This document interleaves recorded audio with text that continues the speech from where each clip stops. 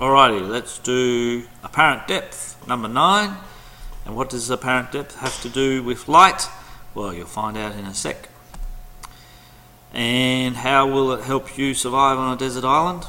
You'll also find out. Let's look at what do we actually mean by it. Here's a fish. Now, the fish might be swimming around your deserted island that you've been shipwrecked on, or it might be in a pond in the backyard or in a river, anywhere. When you look from up here, you see a fish. But where is the fish? Well, that's the difference between the apparent depth and the real depth. This is the real depth. The fish is actually down here. But what you see is the fish. The light has come from the fish, travelled through the water, come to the water-air interface and be refracted away from the normal, because it's going from more dense to less dense. And that's the path that the light takes that you see, that reaches your eye. But what it looks like is, for you, you're looking through the air and then you look through the water, and so the fish actually appears to be here, even though it's here, it's down here. And so that's the apparent depth of the fish. Now, why is that important? Well, if you were spearfishing on your deserted island and you're getting a bit hungry because you hadn't eaten for a few days, if you spy a fish and you're standing up here, let's draw a diagram, hey? So you're standing up here on some rocks. What the hell is that? And you've got your spear, and it's got its prongs, okay? And you spy a fish. You've got to do some physics, do some calculations, and decide to actually throw the spear as if the fish was actually here. So you actually got to aim away from where you see the fish to where you think the fish is.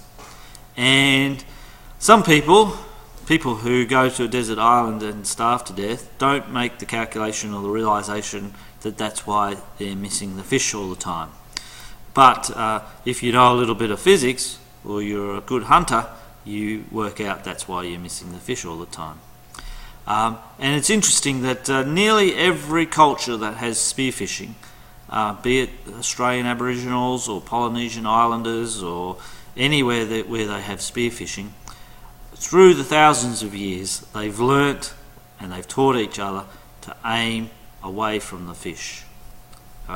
They mightn't have known any physics, but they soon learnt that's how you spear a fish.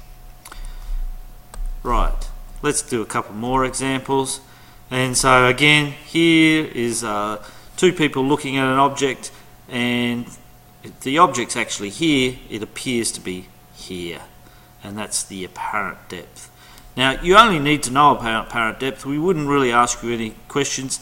There may be a tricky question that has apparent depth as part of the question, but it's really, the question would be about refraction and Snell's law, because that's what it's all about. And you've seen it in everyday life as well. You stick a pencil, probably less likely to stick a pencil into water as distinct from a straw. Why they didn't photograph a straw in the water, I don't know. But have a look at it, and you can see that it looks like it's bent, and that's all because of the difference between apparent depth and what you see because of the refraction.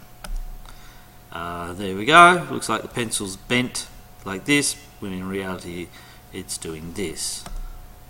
So in the next video, which will be considerably longer, we're going to look at total internal reflection and what's called the critical angle. See ya.